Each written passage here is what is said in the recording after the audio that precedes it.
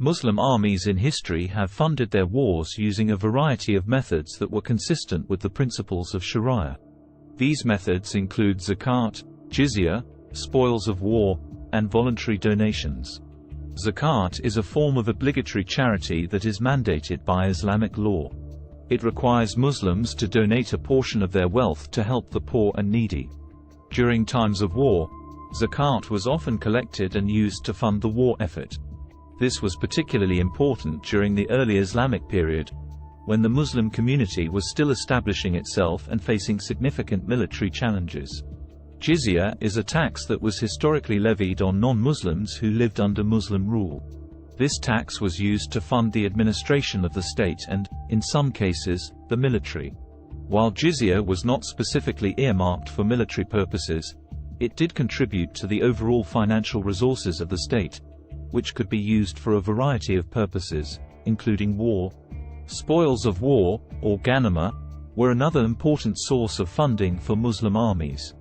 According to Islamic law, spoils of war could be divided among the victorious soldiers and used to fund future military campaigns. This provided a strong incentive for soldiers to fight well and was an important factor in the early expansion of the Islamic Empire. Voluntary donations, or sadaqah, were also an important source of funding for Muslim armies. Muslims were encouraged to give generously to support the war effort, and many individuals and communities responded to this call.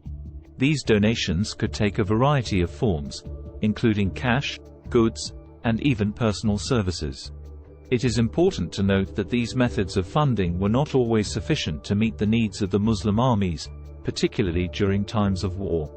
In some cases, Muslim rulers were forced to resort to other means of financing, including borrowing and taxation.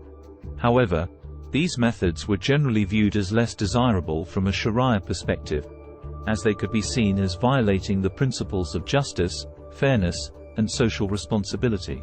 Overall, the funding of Muslim armies in history was based on the principles of Shariah and was seen as a collective responsibility of the Muslim community.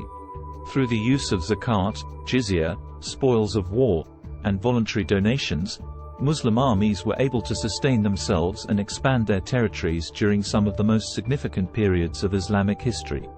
www.muslimfin.com